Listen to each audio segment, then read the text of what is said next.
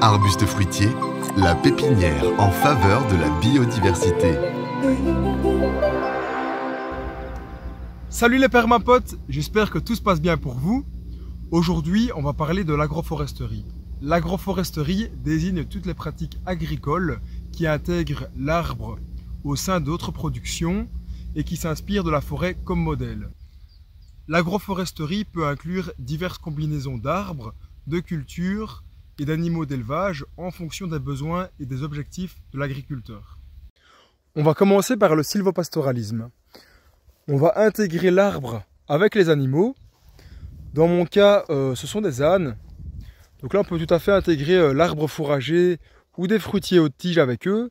On peut voir ici 2 chênes bien protégés, parce que suivant ce qu'on élève, ici la protection sera différente.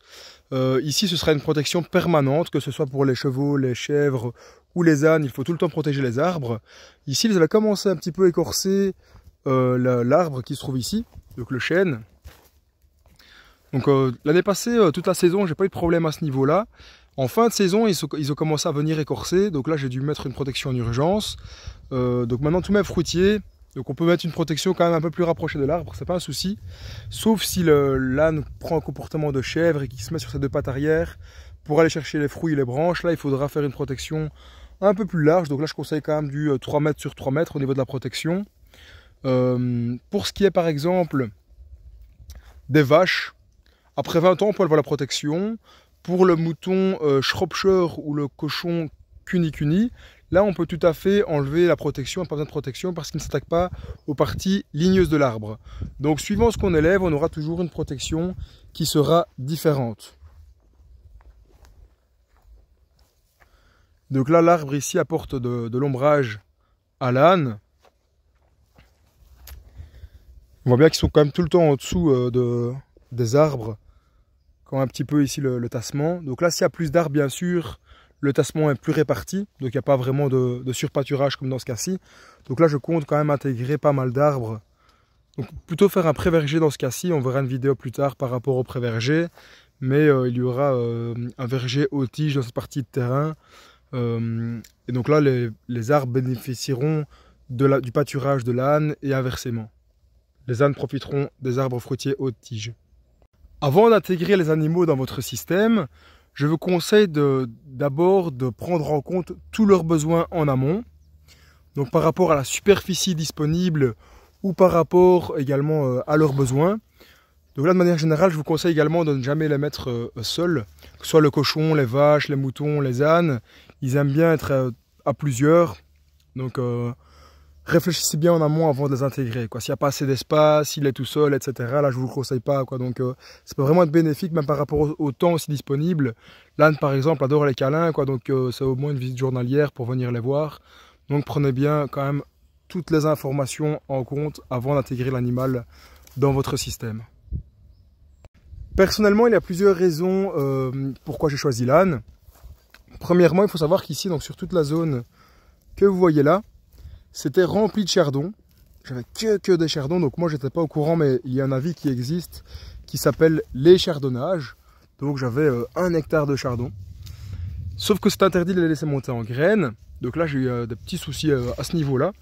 Donc là l'âne, lui, a la capacité de manger les chardons. Donc là il faut quand même le mettre assez tôt, pas le mettre à n'importe quel moment. Enfin, quand le chardon est déjà trop développé, c'est plutôt au moment où le chardon est assez jeune. Donc là, ce qui permet vraiment à l'âne de pouvoir les manger très très tôt. Donc là, on peut le voir, j'ai plus un seul chardon. Donc déjà très intéressant à ce niveau-là. Il faut aussi savoir que cette zone-ci est une zone Natura 2000, unité de gestion 5. Donc c'est pas la zone la plus restrictive, mais ça doit rester une prairie. Je peux pas en faire un jardin forêt ou des fruitières, etc. Mais je peux quand même planter des fruitiers haute tige. Donc expérimenter l'agroforesterie, le sylvopastoralisme. Donc là, l'âne m'aide aussi à garder cette prairie. Dans ce cas-ci, donc à la place de faucher mécaniquement ou de faucher à la main parce que j'ai pas le temps, l'âne ici peut brouter sans problème. Il faut aussi savoir que ce n'est pas mes ânes, ce sont les ânes de Pascal de Naturane. Donc il lui a une 50aine d'ânes, il fait des produits à base de lait d'ânesse, donc des produits cosmétiques à base du lait de ses ânes. Il fait aussi des balades à dos d'âne, du lait bio pour la consommation. Donc lui a accès à un hectare en plus et moi voilà je peux, il entretient mon terrain. Parce qu'il faut savoir que moi j'ai pas la superficie nécessaire pour accueillir les ânes. Ils sont environ sur un peu moins d'un hectare. Donc pas sur tout mon terrain mais sur une partie de mon terrain. Donc là on peut voir qu'ils sont vraiment très très câlins. Un fagot. Mais donc là ils repartent, ils viennent plutôt à la bonne saison. Donc printemps et été, ils repartent en automne. Sinon c'est vrai que là c'est l'idéal de faire un pâturage tournant dynamique. Donc vraiment de plutôt faire de petites parcelles, mais de bouger régulièrement le bétail, les animaux. Comme ça il y a une pression moins élevée au niveau de l'herbe, on entend une belle repousse.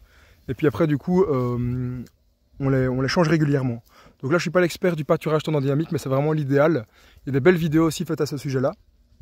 Mais donc là ici c'est voilà, c'est la meilleure, enfin c'est une bonne gestion ici avec les animaux, mais c'est pas encore la meilleure, ça je dois l'avouer, par rapport à tout ce qui est pâturage tournant. Ici c'est quand même tout le temps sur la même parcelle, mais voilà après ici j'ai de 2 à 4 ânes suivant la pression de l'herbe, mais pour moi c'est le moyen écologique, enfin le plus écologique d'entretenir la prairie.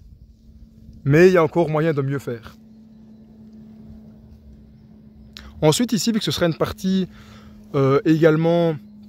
Donc là oui, donc comme j'expliquais, voilà, l'âne mange les chardons, il m'aide à garder la prairie avec Natura 2000. Mais également ici l'âne c'est un animal de travail. Donc on peut le faire travailler. Il existe des livres sur l'âne maraîcher par exemple. Mais ici dans mon cas ce sera plutôt parce que j'aurai plein de fruitiers aux tiges, donc à terme des centaines de kilos de fruits en fond de vallée. Déjà l'âne adore ces parties un peu vallonnées. J'aimerais bien les faire travailler, en habituer peut-être un ou deux ici à remonter des fruits avec des sacs ou une petite charrette. Donc à terme, on va les remonter vraiment tout en haut du terrain. Donc là, ici, ce sera aussi un petit test. On s'arrangera avec Pascal pour pouvoir remonter les fruits avec les ânes plus tard. Ce sera peut-être dans 10 ou 15 ans, mais bon, on peut toujours prévoir. Et dernièrement, oui, ça me permet d'expérimenter le sylvopastoralisme. Donc ici, voilà, j'ai eu un petit souci à cause des chardons et du coup, pour garder la prairie. Et de ça, en fait, ici, découle plein de solutions. Donc là, ici, pensez toujours en termes de solutions et non en cas de problème. Parce qu'il y a toujours des solutions, quoi. Donc, Et après, ici, il faut savoir que l'âne est vraiment un animal qui est vraiment génial, qui adore les caresses. Quoi. Donc, très apaisant, très relaxant d'avoir des ânes. Donc, ça a que des avantages, quoi, ici. On arrive sur une partie du terrain où les ânes ont toujours accès, mais qui n'est plus Natura 2000. Donc là, je peux un peu pousser un peu plus l'expérimentation avec d'autres fruitiers aux tiges, etc.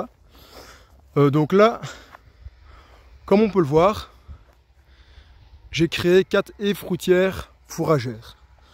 Toujours avec une protection permanente.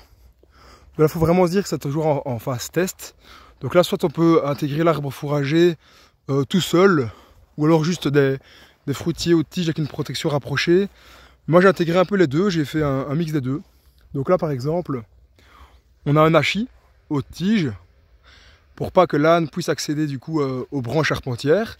Lui n'aura jamais un développement limité. Donc je vais vraiment le laisser grimper, toujours en le formant en axe vertical. Et en fait, entre deux plus grands fruitiers, il y a des arbres fourragers.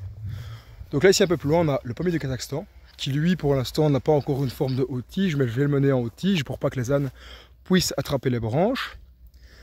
Et donc là, ici, on peut voir les arbres fourragers entre les fruitiers. Donc suivant ce qu'on élève, il faut toujours se renseigner par rapport aux arbres fourragers. Moi, j'ai fait une sélection de 12 arbres, donc basés sur les équidés. J'ai demandé une confirmation à Pascal, le propriétaire des ânes, pour voir si tout était OK. J'ai mis par exemple du noisetier, du bouleau, du tilleul, du frêne, du pin sylvestre. Donc il y en a 12. Donc là, ça c'est vraiment bien spécifique au niveau des équidés de l'âne. Donc là, ils peuvent manger le feuillage et le branchage. Par contre, si on va enlever des chèvres ou des moutons, par exemple, la sélection sera différente. Ou des vaches, ce sera également différent. Il y en a qui pourront se retrouver dans les deux, mais il faut toujours bien se renseigner. Par exemple, on peut voir les aubépines qui étaient déjà en place. Donc là, ces aubépines-ci, elles ont vraiment été bien broutées à ras, contrairement à celles qui se trouvent là-bas, qui retombent limite vraiment jusqu'au sol. Donc là, ils ont mangé aussi toutes les aubépines. Il faut savoir que l'année passée, c'était un été assez sec. Donc là, au niveau des plantes herbacées, il n'y avait plus grand-chose à manger. Donc là, les agriculteurs devaient déjà mettre leurs réserves en fin d'été. Ici, ça va, il y a bien plus cette année-ci, donc on a de la chance. Mais par contre, voilà, ici, même si les herbacées, il n'y a plus trop à manger, les parties ligneuses, donc tout ce qui est arbre fourrager, ça reste toujours vert, donc ils auront toujours du feuillage, des jeunes branches à manger. Donc là, on voit qu'ils apprécient vraiment ce type de fourrage. Voilà, tout était bien rabattu. En plus, ils apprécient encore une fois l'ombrage. Parce que voilà, vu qu'il n'y a pas encore le bénéfice de l'arbre, des fruitiers aux tiges qui créent l'ombre, il y a encore beaucoup de pression par rapport aux zones d'ombre. Mais après, voilà, quand il y aura de l'ombre un peu partout, ce sera beaucoup mieux réparti, donc plus trop de pâturage, enfin de surpâturage. Et donc là, par rapport à ma gestion de ces fameuses haies fruitières fourragères, parce qu'on peut très bien intégrer juste des haies fourragères tout autour du terrain, par exemple. On peut aussi simplement créer des petits bosquets qu'on va laisser rentrer les animaux à certains moments de l'année. Donc on peut vraiment intégrer les arbres fourragers de différentes façons.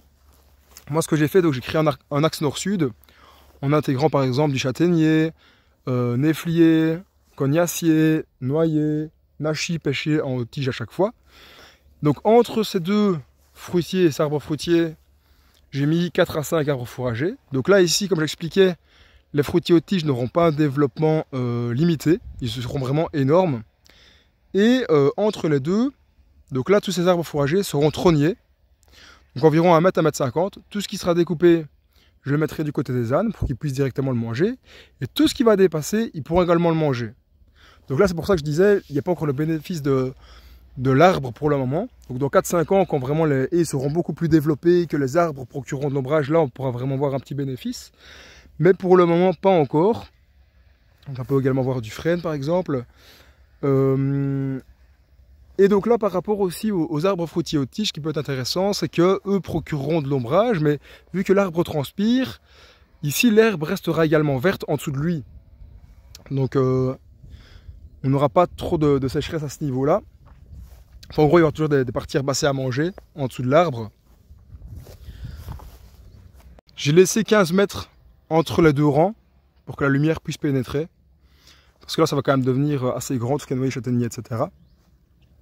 Et donc là, par rapport aussi à la gestion du pâturage, par rapport aux fruitiers, au choix des fruitiers également, donc là, j'ai demandé à Pascal voir si tout était ok. Donc là, il n'y a pas de souci avec l'âne par rapport au choix des fruitiers. Donc renseignez-vous bien aussi par rapport s'il y a des fruitiers ou pas toxiques par rapport aux animaux que vous élevez. Donc là, moi ici, l'âne sait se gérer. Donc s'il y a par exemple plein de pommes d'un coup, beaucoup de pommes, l'âne saura en manger quelques-unes, puis manger autre chose. Par contre, le cheval, lui, peut carrément mourir à cause qu'il va manger beaucoup de pommes, puis son ventre va gonfler, avoir la température. Donc là, peut-être que lui, le cheval, par exemple, c'est propice de le tirer au moment de la récolte. Pour le cochon, par exemple, c'est super intéressant d'avoir plein de fruitiers pour son autonomie alimentaire. Donc là, n'hésitez pas à en intégrer plein, ça n'y a pas de souci. Donc ici, voilà, suivant ce qu'on élève, la gestion du pâturage sera différent, le choix des fruitiers ou des arbres fourragers sera différent, la protection également sera différente. Donc il y a beaucoup de choses à prendre en compte par rapport du coup à l'intégration de l'animal avec vos arbres. Ce qui peut être également intéressant, c'est d'intégrer les cultures de légumes avec les arbres. Par exemple, ici, nous avons la haie fruitière. Donc dans un axe nord-sud toujours, on va densifier et diversifier sur une même ligne. Comme ça, le soleil passe de part et d'autre de la haie, ce qui permet un ensoleillement optimal pour chaque fruitier ou chaque plante. Donc c'est toujours basé sur le jardin-forêt. On a vraiment différentes strates.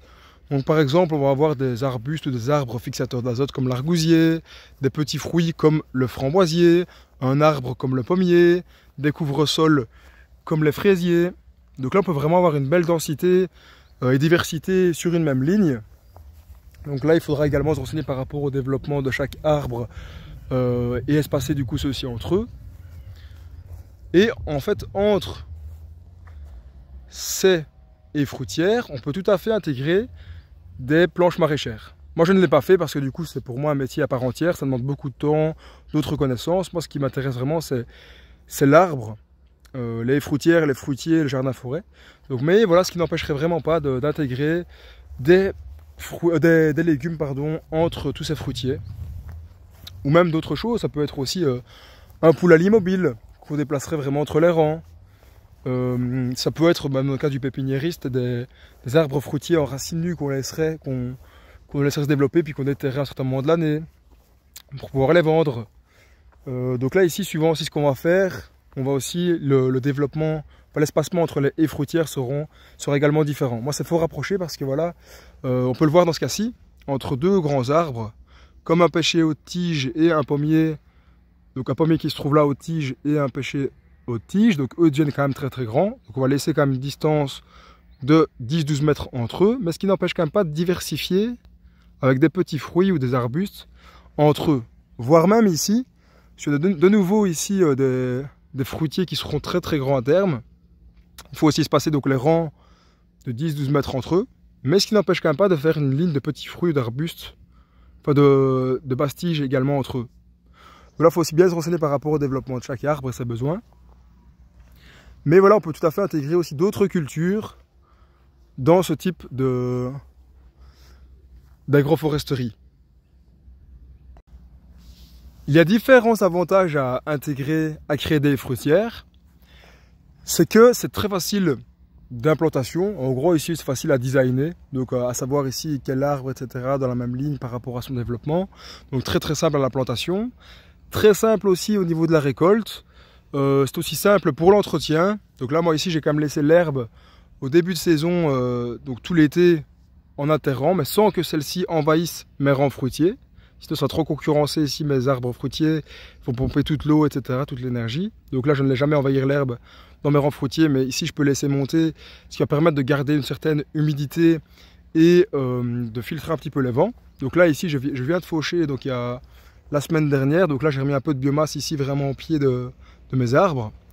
Et donc là, justement, en parlant de biomasse, je trouve qu'ici, la haie fruitière, j'ai repris certains principes un peu de syntropie. Enfin, du coup, je suis en train de réadapter mes haies fruitières avec des principes de syntropie. Parce que je trouve qu'au niveau biomasse, j'étais assez limité. Donc là, ici, maintenant, ce que j'ai fait dans ma haie fruitière, c'est que j'ai intégré à chaque fois entre chaque arbre et arbuste. Donc là, il y a par exemple un noisetier, un cassissier. Là, j'ai intégré un bouleau, par exemple. Donc j'ai vraiment 4 plantes pionnières préférées qui sont le bouleau, le saule, l'aulne et le peuplier. Donc là, à chaque fois, je vais les intégrer entre chaque arbre et arbuste. Là, j'ai une densité, c'est assez dense. Donc là, j'ai à chaque fois un arbre ou un arbuste tous les 40 cm. Mais donc là, il faut savoir que, par exemple, un pommier, je vais faire une taille de formation classique. Un petit fruit, je vais généralement beaucoup le tailler. Donc là, pour ça, moi, c'est surtout pour le multiplier en tant que pépiniériste. Mais par contre, voilà, ces arbres à biomasse vont vraiment être taillés très sévèrement à chaque fois pour mettre le feuillage et branchage au sol. Et j'aimerais bien également créer des bordures vivantes. Donc là, avec la consoude qu'on voit ici, par exemple. Oui, ici, une autre consoude. Donc là, j'ai déjà coupé une fois. Donc vraiment, j'ai pris toute la biomasse, j'ai tout mis au sol. Là, elle est déjà de nouveau comme ça, donc je vais pouvoir la couper encore une seconde fois. Avoir beaucoup de biomasse, beaucoup paillée. Peut-être que j'aurai un troisième cycle, peut-être que non. Mais ce type de plante ici, donc à la place de vraiment me diriger juste vers des plantes comestibles, vraiment juste un ciboulette, etc. Vraiment absolument que ce soit comestible. Je vais plutôt créer des bordures vivantes, donc peut-être avec un peu moins de choix, mais avec beaucoup de consoude, de mélisse, etc. Qui acceptent bien la taille et qui produisent beaucoup de biomasse. Donc là, ici, normalement, à terme, je devrais être aussi autonome en biomasse parce qu'au début, je faisais importer ma matière organique. Donc ça restait dans le village, hein. C'était local. Mais bon, je ne comprenais pas pourquoi je devais dégrader un milieu pour aggrader le mien. Donc maintenant, ici, à terme, j'aurai vraiment, normalement, des haies fruitières aussi autonomes en biomasse. Le jardin-forêt s'inscrit parfaitement dans l'agroforesterie. C'est une configuration un peu différente de la haie fruitière, mais c'est basé sur le même principe. Donc toujours sur le principe de strates, etc., avec les mêmes arbres pionniers, plantes vivaces, etc. Sauf qu'ici, voilà, que le côté linéaire, c'est bien. Donc voilà, le côté linéaire a beaucoup d'avantages, mais aussi justement le gros inconvénient, c'est que ce soit trop linéaire. Donc moi, j'aime bien ici, voilà, avoir ces petits chemins sinueux, on peut limite se perdre. Un côté plus déconcertant, plus pour la plaisance, quoi, si vous voulez. Peut-être qu'ici, le côté production, récolte, etc. est peut-être moins mis en avant. Mais il y a une connexion à la nature qui est tout autre, qui est tout aussi importante. Donc là, je phase mon projet. Donc là, il faut savoir qu'ici, je dis toujours, vaut mieux moins planter, mais vraiment bien prendre soin de l'écosystème que d'aller trop vite. Sinon, en fait, on a vite dépassé. Limite, planter, c'est le plus simple, mais c'est tout l'entretien qui est lié, qui prend beaucoup de temps, entre le paillage, désherbage, arrosage, amendement avec du fumier ou du compost, par exemple. Donc ça prend vraiment énormément de temps. Donc là, je conseille vraiment d'y aller étape par étape. Donc moi ici j'avais commencé il y a 3 ans avec mes premières haies fruitières. Ensuite j'avais achevé mes haies fruitières parce que j'ai fait beaucoup d'erreurs dedans au choix, par rapport au choix des fruitiers, etc. Donc là c'est comme ça aussi qu'on apprend en faisant des erreurs. Donc là j'ai adapté pas mal mes haies fruitières. Donc là, donc il y a 2 ans après, donc 3 ans beaucoup d'erreurs, voilà j'ai appris beaucoup, etc. Il y a 2 ans j'ai réadapté mes haies fruitières et j'ai fait cette partie ici de jardin-forêt. Donc là voilà qui est un peu plus boisé. Donc là on peut vraiment accélérer le processus parce que je trouve qu'après 2 ans j'avais vraiment un terrain nu quoi ici. Hein. J'avais rien. Là je pars vraiment déjà sur un peu un effet 3D vraiment assez intéressant. Après ici il faut savoir que donc cette zone-ci, qui a été plantée il y a 2 ans, est aussi dense que cette zone-ci. Donc là on dirait que j'ai planté beaucoup moins de végétaux, que voilà il y a moins de fruitiers ou moins d'arbres, mais pas du tout en fait ici, vu que cette partie ici, je l'ai plantée il y a seulement 1 an, donc l'automne dernier. Il faut toujours 1 an avant que la plante s'adapte. Par rapport aux conditions, expositions, situations, etc. Donc ce ne sont pas des grandes croissances. Mais par contre, voilà, ici, après 2 ans, là, ça commence vraiment à bien croître. Donc là, on part sur toute autre chose. Donc là, voilà, comme j'expliquais, autant phaser le projet. Donc là, je l'ai planté il y a 2 ans. L'autre partie qu'on vient de voir il y a 1 an. Et l'autre partie donc, que vous voyez ici, donc là le design est quand même créé, tous les cheminements sont faits, etc. Donc toute cette zone là où on voit beaucoup de chardon, on a planté 350 arbres pionniers avec 2 potes. Donc encore une fois tout ce qui est bouleau, saule, peuplier, aulne. Donc là on voit pas bien mais là on va se rapprocher un petit peu. Et donc là par exemple on voit un saule marceau, on peut avancer encore un petit peu, on voit un aulne de Corse. Donc l'aulne de Corse qui lui est tout à fait rustique mais plus résistant à la sécheresse. On peut encore voir un peu plus loin. Là j'ai planté beaucoup de bouleaux. Donc là oui on ne se rend pas compte mais dans tous les chardons voilà il y a vraiment beaucoup d'arbres qui ont été plantés. Pas encore beaucoup de fruitiers parce que voilà comme j'expliquais je phase le projet, donc là il y a de façon anecdotique quelques fruitiers comme par exemple un arbre à gutta percha, donc le seul arbre de climat tempéré qui contient du latex. Un châtaignier de Virginie, donc là j'en suis quand même assez fier parce que franchement très rare à trouver. Sumac de Virginie, donc là qui est un peu envahissant, donc qui va se ressemer assez facilement mais intéressant justement pour la biomasse. On peut également aussi consommer, enfin donc ces carottes rouges, on peut les infuser pour en faire une limonade. Un peu plus loin on a un mycocoulier de Virginie, c'est un petit peu la zone des fruitiers de Virginie on va dire. Mycocoulier de Virginie donc qui est plus résistant au froid que son cousin le mycocoulier de Provence, donc il fait une petite baie comestible. Donc voilà, c'est vraiment les quelques petits fruitiers que j'ai plantés dans la zone là, avec un petit pommier aussi du Kazakhstan qui se trouve de l'autre côté, qui se trouve juste ah oui, voilà juste là à la caméra.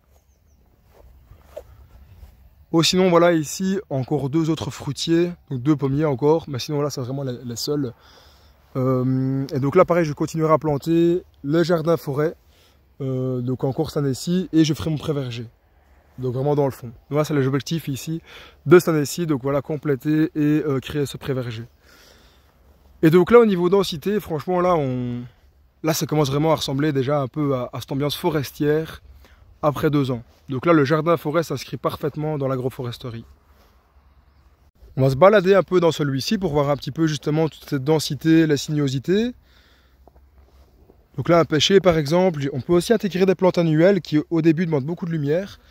Donc là c'est intéressant parce qu'au début il y a beaucoup de lumière qui rentre dans le jardin forêt, c'est pas encore vraiment ombragé, on n'a pas encore vraiment cette ambiance forestière. Donc là j'ai mis par exemple une plante annuelle qui est du ricin. J'ai aussi mis des tomates, etc. par exemple. Donc là on dit toujours aussi que c'est pas d'entretien au jardin forêt. Pas du tout en fait, peut-être qu'il y aura un entretien un peu plus limité à terme, ce sera toujours de la taille, etc. entretenir les chemins. Mais au début, pensez vraiment au temps ici que ça prend, vraiment au désherbage, arrosage, etc. Donc là, on peut voir aussi un cédrel de Chine. Donc là, le feuillage se mange. Donc l'arbre salade. Donc ça a vraiment un goût de ail, oignon assez prononcé. Donc un des meilleurs feuillages, je trouve. Parce qu'il y a plein de feuillages qui se mangent. Hein. Comme le feuillage de noisetier, aubépine, bouleau, etc. De haies, de tilleul.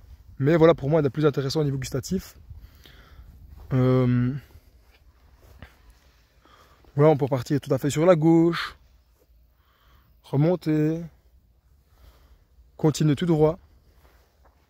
Donc je trouve un peu plus intéressant au niveau des sinuosités de se balader dans ce type de jardin forêt. Voilà, comme j'expliquais, une tomate, mais je ne sais pas si elle a vraie maturité, mais voilà, qui est intégrée dans le jardin forêt. donc qui peut-être à terme, c'est pas possible d'intégrer quand ce sera un peu plus ombragé. On a aussi la strate des plantes grimpantes, comme ici une vigne qui pousse près d'un Paulownia.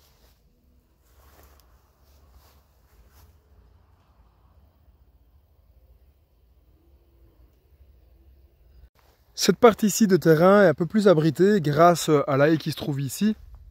Donc une belle haie de au moins 50 ans, grâce au talus. Donc là c'est vrai qu'on gagne des fois quelques degrés, on est un peu moins soumis au vent et au froid.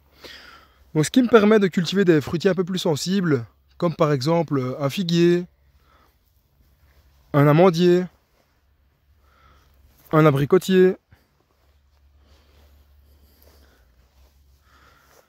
Donc là on peut voir un petit peu tous les cheminements, un peu à gauche à droite, vraiment très sinueux.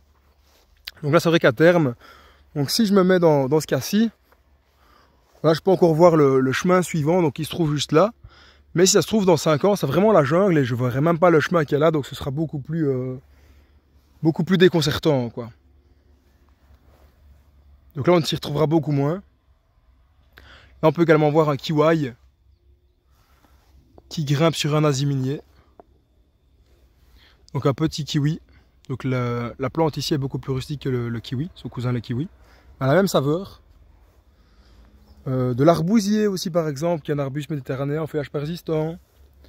J'ai même mis du grenadier aussi. Donc c'est des plantes qui sont quand même plus sensibles. J'ai testé d'en mettre quelques-uns comme l'abricotier, figuier, etc. En plein vent, donc même sur la partie du dessus. Et en fait ça n'a pas du tout été, quoi. Donc c'est vrai que le microclimat ici change directement d'un endroit à l'autre.